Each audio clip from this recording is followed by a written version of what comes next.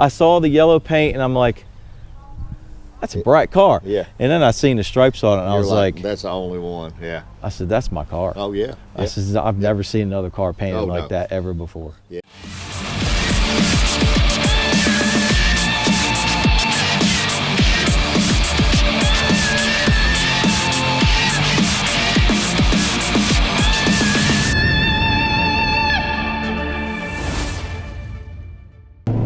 We're heading to my dad's right now, and we're gonna go pick up a car today. Now that's pretty common. My dad picks up a lot of cars. He fixes them. That's what he does for a living. He restores classic cars for a living.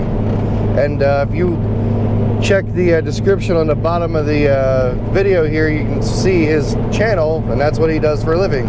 He teaches people how to restore vehicles properly. If you're into automotive restoration, you have to go check this out. Next time we see you, we'll be at my dad's house. Well, good morning. It's a chilly Sunday morning here in North Carolina, and today's kind of a special morning. We're going to do a little bit different video today than what I usually do. We're not working in the shop, and we're not going to a car show, but we are going to pick up a car. And I want to introduce you to my son Brian, and he's going to go with me today on a little journey to pick up something that is part of the family that needs to come back home again. So if you've been following my channel, I've posted this in my community page that I have found my first car that I ever had, even before I had him. Yep. And it became for sale again, and surprisingly not far from where I live here. It's just up the road in Virginia, about 4 hours away. So we got talking with the gentleman that owns it, and he really wanted to see it come back home to us too, so he kind of held off on any other deals until we were able to come up with the cash to make the deal with him. And we're going to go up there and pick the car up and bring it on home. But I have to say, I couldn't do this without my son. It's because of him that we're able to go ahead and make this deal happen. So I have to thank him greatly. So it's not going to be my car. It's going to be his car now. I feel like you're jumping the gun there, because you know, I have some money, but you know, things are a little tight from time to time. So I had some help as well.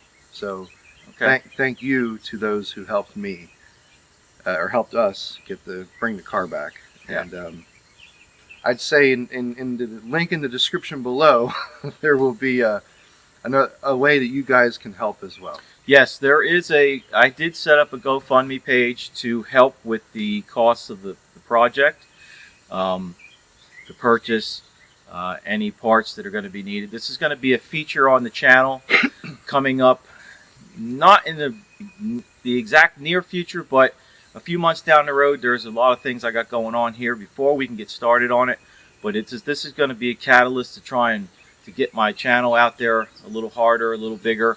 And so we're going to be looking for sponsorship too from some companies out there to maybe help us out with some parts, discounts on stuff. So, well, you know, I got the speakers, right? That's what he does. He works for Sundown Audio. Yep. Link in the description below. Yep. So it's definitely going to have a kick and stereo system in it for sure. And we'll see what else we can get going with this project. But right now we're gonna jump in the truck. We got everything loaded up, trailer's hooked up, we're ready to go. So let's take a ride to Virginia. Let's do it.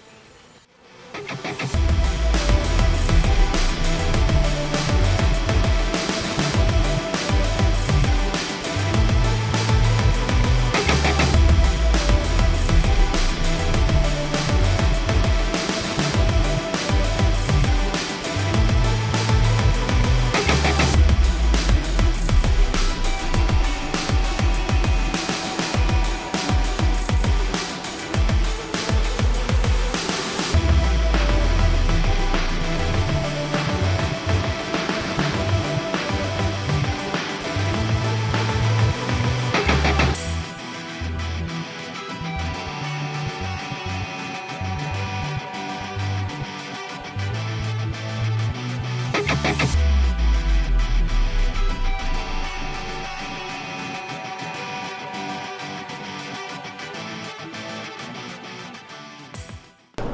we're on our way to Virginia. We're probably about 30 minutes, maybe a little bit less, from the North Carolina-Virginia border. We're going to talk a little bit about this vehicle and kind of like what it means to my father, how he got it, or how he ended up with the vehicle, what he did to it, and then by the time this part of the video is done, we'll be looking at the car. So let's see if everything that he remembered doing we could find on the car. See what kind of work he did when he was, what, 14, 15, 16? Something like that? Yeah. I worked on the car for about a period of 5 years, I think it was. Maybe a little bit longer after that, but not much. So let's start off with where you found the car originally, how you got the car, and what it looked like, all that good stuff. Okay, so New Jersey, right? yeah, Or Pennsylvania, New Jersey, somewhere around there. yeah, I grew up in Bucks County, Pennsylvania. It's right on the Delaware River. If you're familiar with New Jersey, Trenton, New Jersey is the capital. Mooresville was right across the river, so that general area, Philadelphia area.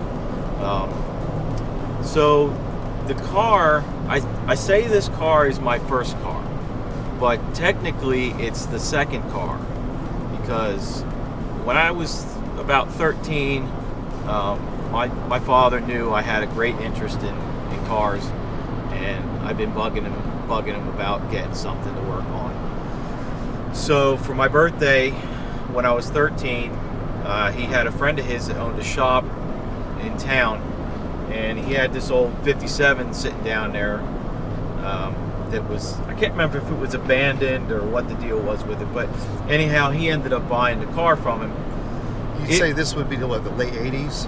This was Mid-80s? 1983, 83. Okay.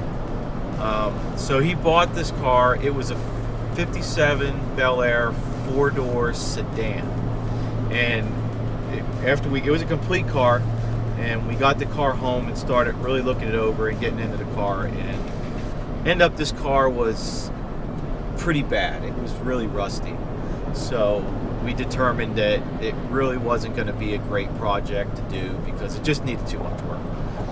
But it did afford me the experience of being able to learn what needed to be done to take a car apart, because we ended up stripping this car down.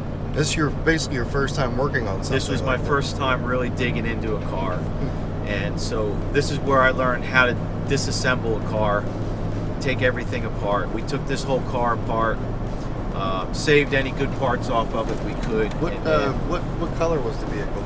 It was black. That one originally? That one was black. Now this is not the car we're going to look at. Okay, so this is the real first car. Gotcha. That I'm talking about right now. So we stripped it, took all the good parts, kept all the good parts, got rid of the rest of the car. So then the search was on for another car that was in better shape. So I don't know how much you remember about Mooresville. Yeah, I remember a lot of it. Do you remember where the McDonald's was in Mooresville? Corner of like Trenton and something else. It was like that main artery in the town. Right. One of the main roads that just past where the Acme was, I think. Yes. Yep. So behind that McDonald's was where there was houses, and there was a fence line at the back of the McDonald's property. In the wintertime, you could see a car sitting in the weeds.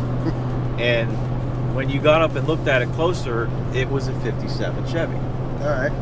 So figured out where this house was in relation to the McDonald's, and got in touch with the owner of the house and asked him if the car was for sale. He was willing to sell the car. So that's where the car that we're going to look at now came from. Okay. So that was, I assume Grandma and Grandpa bought this vehicle for you. they bought this one too. What did you So do? the first car, I think he got it dirt cheap. What did you do to work off the? Or did you just buy it and give it to you? I stayed out of trouble. Stayed out of trouble. I understand. Yeah. So we bought that car from there. We had it was a chore I remember it was a chore getting out of this guy's backyard because it's sitting all the way in the back and weeds and bushes and stuff had grown up around it. So we got this car. It was not running. It hadn't been running who knows how long, but it was fairly complete too, and it had an engine in it and a transmission. Not everything was hooked up, so it didn't run. So immediately brought it home and just started tearing into this one. Of course.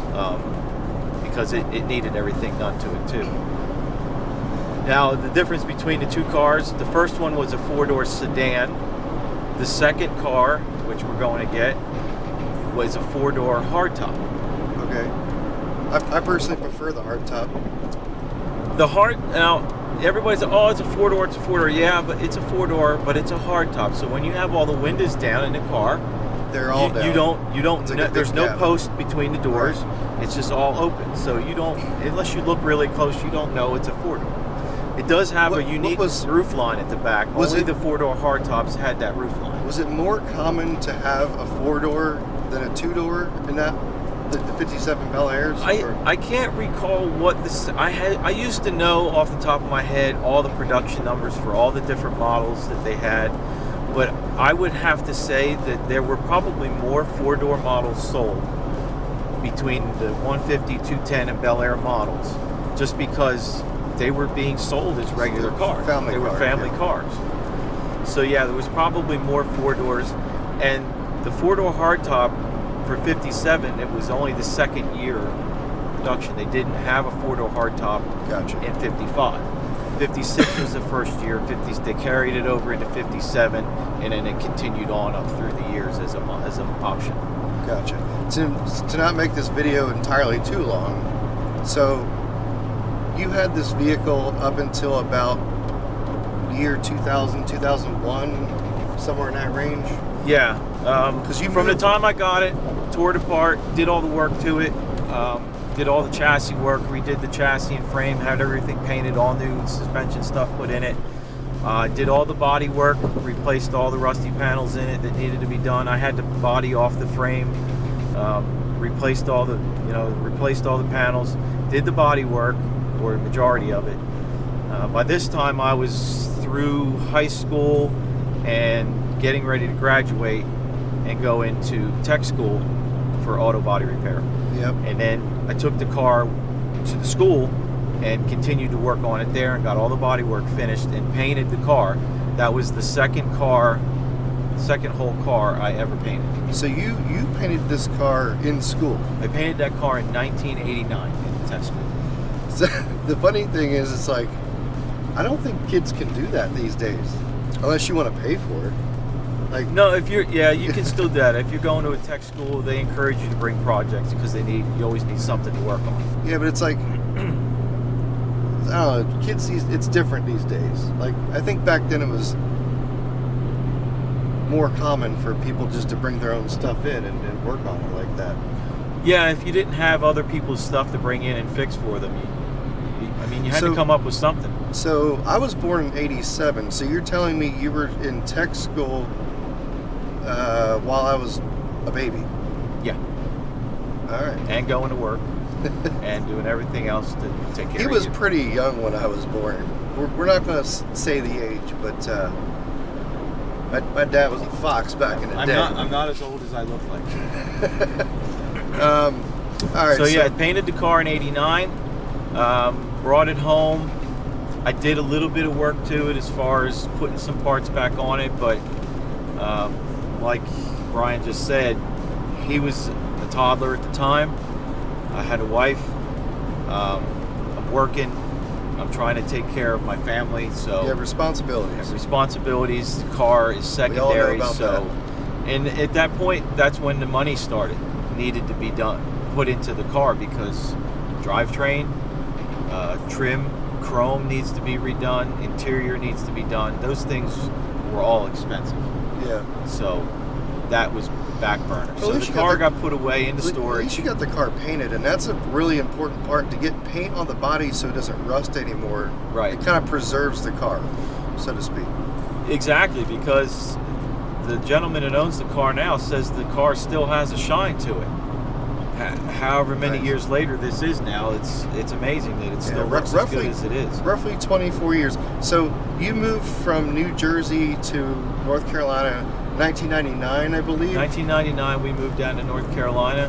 The car stayed in Pennsylvania in the storage garage that it was in, that my father was paying for. He had some stuff in there himself. We split the garage, but that's where we kept the car at, so it was kept out of the weather. And I just had decided that it was going to be a long time before I could ever get around to doing the car.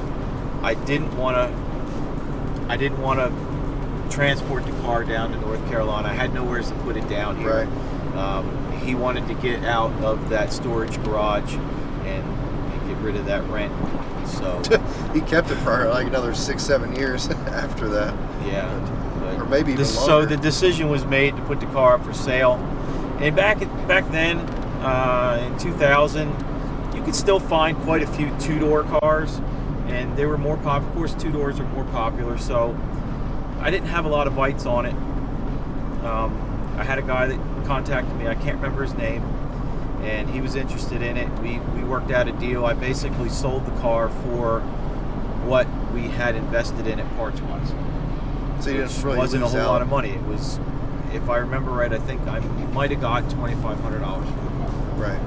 No. Anyway, we'll cut it here. Next session, I guess we'll be at the vehicle, and we'll talk with the owner, and then we'll take over the car and take it back home. It's going to be an interesting trip back down the mountain with the car on the trailer for sure. Yeah, we went way up the mountain to Take the next left onto Park get Avenue here. Northeast. hopefully we can find a different route back, because that's going to be a little rough going down. We didn't take any video of that, but it was like straight up. Definitely got some degree of incline to it. It should be just past this big tree, I'm thinking. So, is it here? It's the next one here. This house right here. Oh, there it is. Bam. Would you look at that? How's it going? How easy does it push? What's that? How easy does it move? It's not too hard. Yeah. Okay. It's not. Because we may just load it in the street. I'll go up and turn Yeah, around. You can back in right here if you want. You can pull over in there.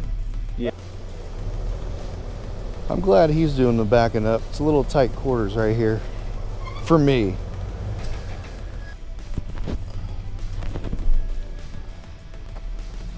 I get to touch it first. Let's get out and see. First look of it.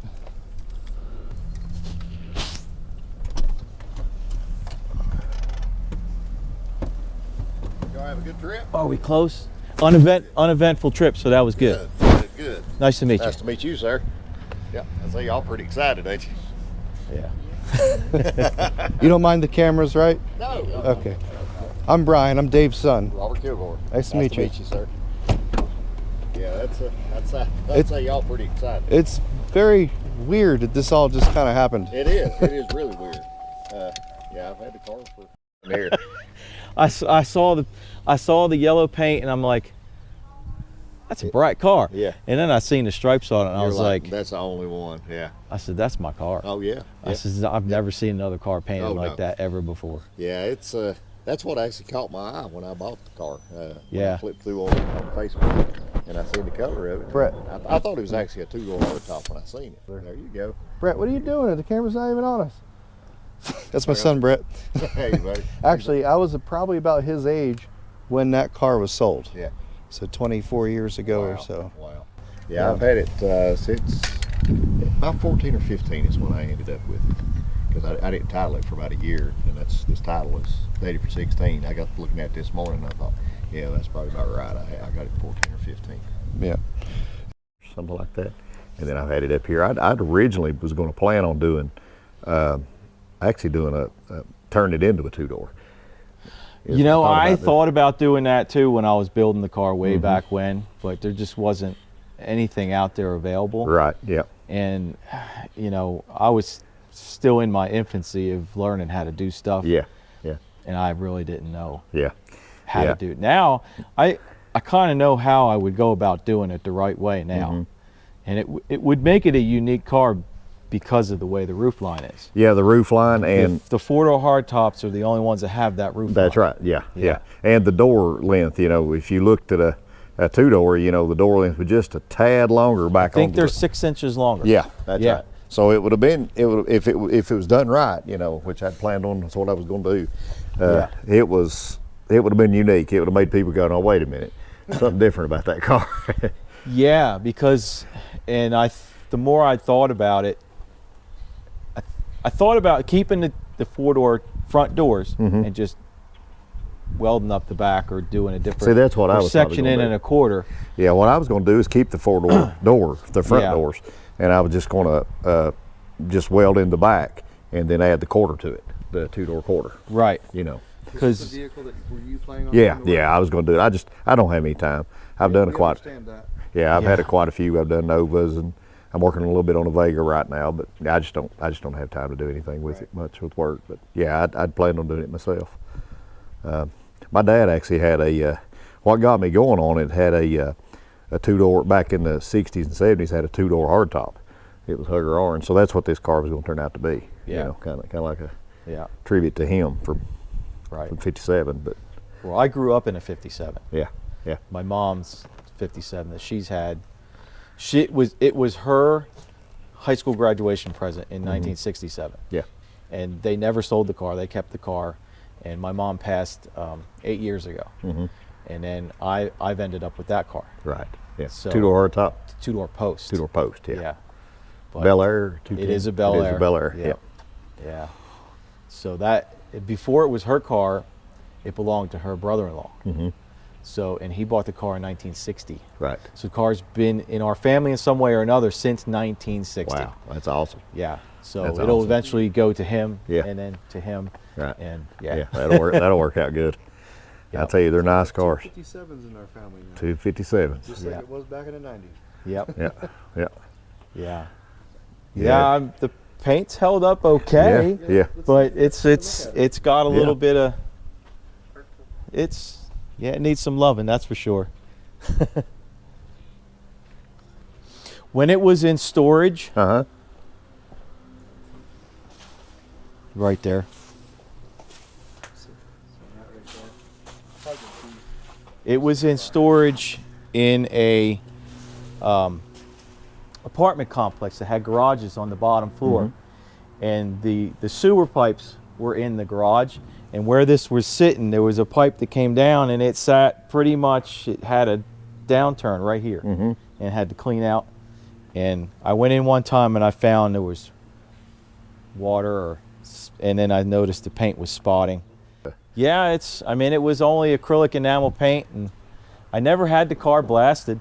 I did everything in my driveway at the house. Yeah. You know, I had the body off the frame. Right. Yep. Yeah, Had that's it the reason on. I put it in there. The guy from New Jersey that I got it from told me Yeah. that the body had been taken off from the Yeah. frame. You know, so Yeah. Yeah, I spent I don't know how much time grinding and cleaning that frame by hand, Oh, wire yeah. wheels and you know, borrowing pieces and parts and, Right, and yeah. tools to get it painted, and was that was actually the car that I bought myself. yeah. 68 Dodge. Right. And I've had it ever since I bought it. Cornet. Cornet, Yeah. And it's still not done. Oh yeah. It's got primer on the roof of that car that's been on it, well, since I was going to tech school with this car, because that's when I painted the roof on that car. Wow. Yeah, it's Wow. got old lacquer primer on the roof of that car. It's been on there since that same time period. Yeah. Yeah. And if you look behind the seat, like I say, I've never unloaded the car. That's the way I bring it home. I'm pretty sure that's the front window right there. It must be. Yeah. Yeah, because it wraps around. Yeah, it wraps around. That's Yeah. right. Yep. Wow. Yep. Yeah, I've never unloaded it. This stuff in the trunk, and that's the way I bring it home right there. I couldn't remember if I had put the front seat in it or not. I'd And say I this guess I thing- did. I'd say it brings back some memories for you, though, don't it? This seat was my bed for about a year. Oh, really? Hey, that's a good seat. I love this car so much, and when we had it apart, there was nowhere really to keep the seat. I hauled it upstairs into my bedroom, and I was kind of in that transition stage of bedding. Yeah. And I was like, I'm just going to sleep on the. Oh, yeah. I slept on the front seat yeah. for a year. Nothing wrong with that. Nothing wrong with that. I still have the engine I had been putting together for this. Wait, what is it? When I got the car, it had a 283 and a 3-speed manual in it. Uh-huh. And I actually had it put together. I just went through it and like ringed it, bearinged it, Yep. you know, just put it together and got it running. In the frame, just the frame sitting in the driveway with the engine transmission sitting in it, and instead of open headers, all my neighbors loved me. Oh, I'd say. Yeah, buddy. Yeah, buddy. But then I pulled it back out when I was getting the rest of the car done. I took it out and pulled it all apart and sent it out and had all the machine work done. So it's been bored, and the crank's been done, and the rods are done, and everything is still wrapped up in the boxes. That'll be sweet. From when I had it done. Yeah, that's cool. That brings back memories. A lot of vehicles Dad's had over the years, cars and trucks. I've went back and tried to search and find them. You know. Yeah. Normally you don't get that lucky. I mean. Yep. They're hard to find. This was the only one that I let go that I had always wondered about. Yeah. You know, Yeah. and I had lost the guy's contact info that I sold it to. I couldn't remember his name, and I was just like, well, he's either going to finish it as it is or he'll redo it. Yeah. It'll pop up at some point in time. You know, Yeah. you never know. And lo and behold, it And did. then lo and behold, here you were with it. So it's funny because I was talking to another friend of mine about this, and he's like, so basically you got away with really cheap storage for 24 Yeah, years. that's it. Yeah. And transport half the way down. Yeah, there you go. Yeah, I got it from New Jersey down to here. Yeah.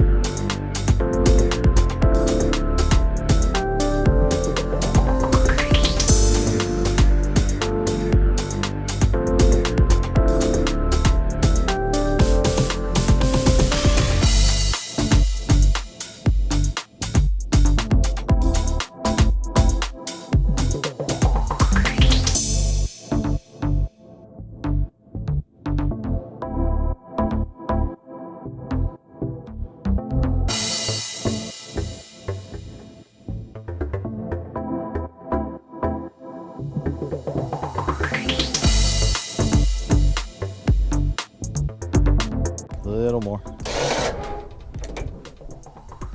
That should be good. That'll do. All right. You guys be safe. Take care. Yep.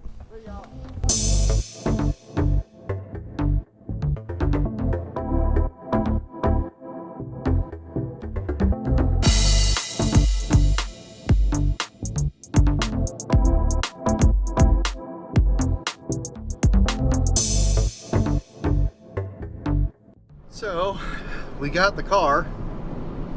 We're heading home down the mountain. Let's talk about what we're going to do with this thing. Now, we understand it may take a couple of years or not, depending on the route that we take. Yeah. And you had mentioned kind of like, let's just get the car together kind of as it is Yeah. and maybe go that route first. Yeah, I've got a couple ideas what to do with the car. There's two things.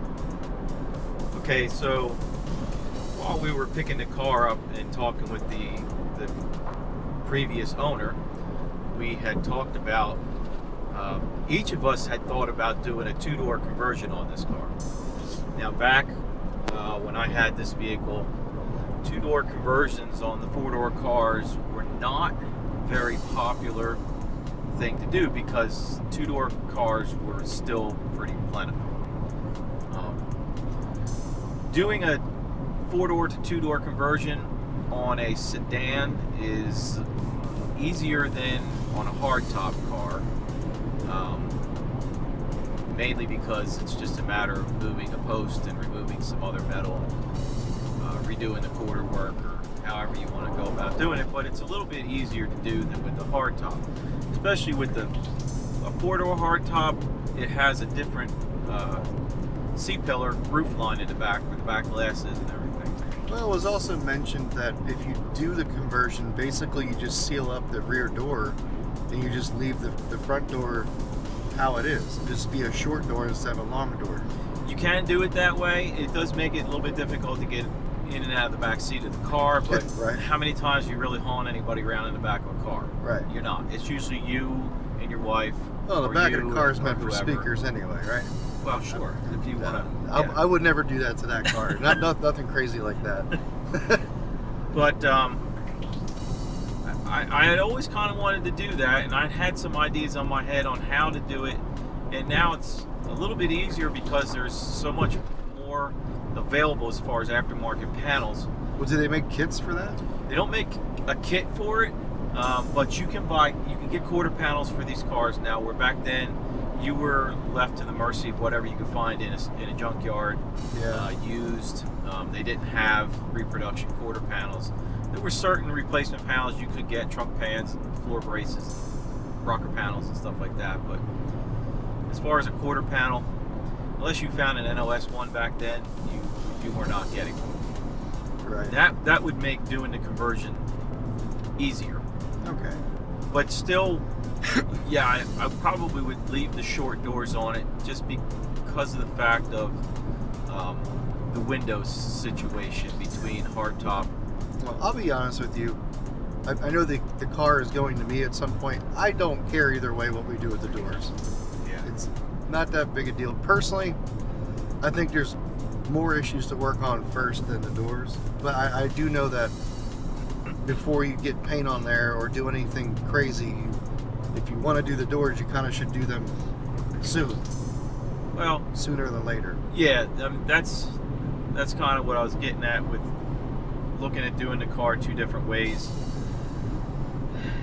It's a little more rough than what I thought. Yeah, let's talk about the paint. It's more rough than what it looked like in the pictures I saw for the ad. Right. The It's paint's a little worse for wear. It is. It's not as rough, but it's about what I kind of expected in my head Right. for a car that was painted 30 years ago, or close to that. Yeah.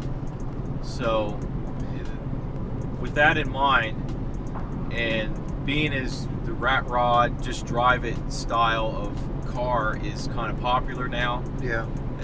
it's why I kind of just say put it let's together, get an engine in it, let's get put it trans in together, it. put a drivetrain in it, throw an interior in it, get it where it's a drivable car, and We run it the way it is because of the look. We could at least do the interior up nice. Yeah, we could do the interior however we want to have it in the end, and then be able to redo do all the that, just outside reuse later. all that stuff. Yeah. Yeah, We know upholsters, you know. I've got a guy. You got multiple people. Got a guy. Yeah. Yeah. So I don't think that'd be an issue. But yeah, we need to figure out what we're going to do with the engine. Now, you said you have the original engine from that vehicle. yeah, I still have the engine that came with the car when I bought it. I had taken it apart after putting it together and getting it running. I had taken it back apart and had all the proper machine work done to it to rebuild it the right way. Right. When I did it the first time, I just kind of went through it, put new piston rings in it. And what engine is that? It's a 283, Okay. so it's been bored 30 over, which would make it a 289. Gotcha. Gained 6 cubes per 30 thousandths of an overhaul. Okay. So that's a small block, right? It's a small block. Okay. But depending on what companies get involved in this, may determine a different route when it comes to engine and transmission, or Right. electronics, or anything that's involved. So, Yeah. for I'm those of open- you that are watching, I'm open to anything anybody wants to show off in the car. yeah, if you're one of the companies that want to get involved, let us know what you have available, because that'll help determine the end result of the vehicle. Even traditional small block Chevy crate motor, something that looks period correct for the car. Yeah, like a regular, standard old 350 or Right. something. Yep, and we just dress Yeah. it up to look like an old 283. Yeah. Or we go full electronic, everything. I mean, Well, and then, who knows and then what we're gonna do. when we go over the car the second time to make the body work right and do everything where it's nice, then you look at maybe a second drivetrain. Right. So I like the idea that what you're thinking of is possibly just putting the damn thing together to get it on the road, because this car's never driven before. Well, in your this lifetime. car, I've never driven a car, and the car has not been on the road. I'm gonna say, if I remember right, the inspection sticker that was on the car when we bought it was 1976. Well, it's been a while. So it's been a good long while since that car is driven under its own power down the road. Gotcha. And the other thing too, I mean, my father, your grandfather, he's got a condition that keeps him from being able to drive. Yep. And you know, you never know how much longer he's going to be around. And this originally was supposed to be a project between him and I. Gotcha. And now it's a project between you and I. And I would love nothing more than to have it running and Just get it on the be road. able to take him for a spin down the road in it. Essentially, we don't know how much longer he has. He's got ALS. He'll tell you he's going to live another 30 years. He's had it for like 10 years now, which most At people least. don't live. Most people don't live past a few years when they get this. So Right. he's a strong-willed man. He's gonna stay alive for as long as he can. Yep. And believe me, he's trying. So So if you're We'll see how looking it for a goes. good charity also, Yeah. contribute to the ALS Foundation so they can try and find a cure for this. Yep. So, put the car together as it is. Now let's talk about trim for a second, because you kind of mentioned something earlier that I was thinking about but haven't told you yet, off camera. The car is yellow and black, and I thought maybe doing black trim instead of chrome, because we'd have to get things re-chromed anyway, or stainless, or however you want to go about it. Yeah. I kind of thought maybe doing black trim because it would work with the color scheme. I was going down that road actually when I was originally starting to put the car together, mainly for a financial standpoint, because Yeah. like I had no money to It's a work whole lot with, cheaper really. to paint than it is to get something chrome. And the pieces may actually be in the car. I had painted a front bumper in black. Okay. I do remember painting one up in black, and some of the headlight trim rings, I think I painted a few of those up in black. But that is an option that can be done now, and I just thought of this, that it could be done even easier with a company that might step forward and wrap everything. That's another option, yeah, wrapping. Because especially with the stainless trim, because the stainless trim for this car is kind of specific to the car, Right. because of being a four-door hardtop. The door length pieces are specific to that car, and once you paint stainless, it's kind of hard to come back from that and Gotcha. bring it back to being bright again. So if they were to be wrapped, then they just have to be stripped if you want to go back with it being a bright trim again. Yeah. Because there's no saying that the second time around we do the car that it gets painted in this style again. Right. You know, it's essentially going to be your car, and if you don't want it that paint scheme, then we do the car how you want it. And So that color scheme may not look good with black trim. I like yellow and black. I'm not a big fan of that shade of yellow. We both know that my favorite color is burnt orange, as one of my cars is right now. So I probably wouldn't go that route, but I don't know. Now that car would look really good with a two-tone burnt orange bottom Yeah, and a graphite top. I like that. In the middle, would you do some kind of trim that breaks it off, or do you just No, put a just the line? roof. Just do the roof in Oh, the okay. graphite, like they used to come two-tone. That car originally, when it was from the factory, was a two-tone. It had a white top, and the bottom was turquoise. All right. Well, If I could have all my cars burnt orange, I would do that, but then it kind of gets you know, repetitious after a while. But I don't know. We'll have to figure it out. But I like the idea of just putting it together as it is. Don't paint it right now. Just get it on the road. Have some fun with it for maybe a year. And then when both of us maybe have more time or money on our hands, we can go the extra route on the exterior of the car. Yeah.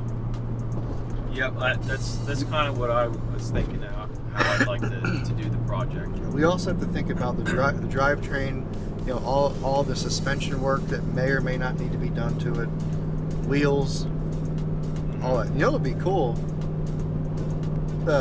getting the car lowered a little bit, tucking them wheels up in the wheel wells. Well, that's where you and I taste different. You like them low and mean, and Right. I always like those cars sitting up high. Do you like the front down? The traditional gasser look on a 57, I always thought was one of the coolest things. Yeah. But they're terrible to drive. So when I put the suspension together with this car, I put heavy duty springs in the front so that it did sit up a little high. Remember that show that Chip Foose was on where they would redo somebody's car? Yeah. I remember they did one, a 57 or a 56, and they did some big wheels and tucked them under and lowered the car. It was like on an air ride system. Boy, that was sick looking. And I think they did a like a gunmetal gray type of color on that car, which is kind of what you're planning on doing with Grandmom's, right? Grandmom's 57? Probably, yeah.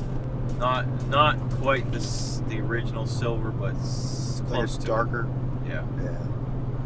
Well, we got some things to talk about, and you know, honestly, a lot of this rides on who's getting involved and who's going to put up product for us to work on, if anybody does. I'm not saying you guys have to. You know, there's a link in the description for the GoFundMe page that there is there. For anybody who wants to get involved, you can contact my father, you can contact me, see who wants to help out and how you want to help. So yeah, we both have YouTube channels that we can produce content for. Yep. Your product. We can make commercials for your product, do installation demonstrations for your product. So we've got that outlet to go by. Yes, most of you know that watch my channel, it's mostly all Sundown audio based or car audio based stuff. So if there's anything remotely close to that, maybe we'll do it on this channel, but the majority of anything that has to do with this car is going to be on his channel. We're just trying to do some cross platform, whatever you want to call that. What do you call that? Cross promoting. There you go. That's the word. Right. Collaborations. Yeah. You definitely have to subscribe to his channel if you guys are into any of this stuff, and if any of your guys, any of your people are interested in car audio products, come subscribe to mine. Yeah, Sundown Audio makes some really awesome stuff. The best. And it's not just for your extreme audio, but yeah, your everyday driver stuff. If you want a really crisp, nice sounding system. Yeah, we started off in the industry as what's called the bass head community, which people wanted just super loud bass. We've blossomed into all facets of car audio now: sound quality, general use, speakers, a little bit of everything, and anything you need, we make it for the most part. Except for head units, we don't do that at all. So, right. But there's enough people out there doing it. Yeah, there really is. But got a couple more hours left on our ride, and hopefully we get home safe. Well, it's been a long day, a lot of driving, but we made it back to Statesville, and it was pretty uneventful other than the joy we had getting the car. No problems on the road. And we made it back before dark. We did get back just before dark, so that was good. Don't like driving the trailer at night in the dark, but so we're going to put together this video. Hopefully everybody will enjoy our little adventure we've had going to get part of the family back and bring it home. And like I said, we're going to be figured out what we want to do with the car here in the near future and putting together a game plan on how to get things going with it again. It may be a dual build, one build for now and take it apart and do something with it later. We'll have to see how everything goes, depending on how much help we can get with the car. And how much time we have. And how much time we have to work on it. So right. That's going to be a big factor. That's why I say we may put it together at first and just try and have some fun with it for a while, and then in a year or so when we've got a little bit more time freed up, we'll be able to take it back apart and do it a little different. So again, I have to thank my son for making this all possible. Well, thanks for being the first person to buy it, right? Yeah. Yeah. Yeah. Before I was born. Yeah, this is and one. It's my fault he sold it in the first place. This is one of the few things I still have that I've had longer than him. So yeah. It's only right that we bring it back home. So I hope you enjoyed this again, everybody. Thanks again for following along. If you haven't subscribed to my channel, please hit that bell notification and subscribe. And what is that channel called, Father? All Classics Restoration. All right, and for those that watch this on his channel and want to subscribe to mine, it is Sundown Audio Official. Yeah.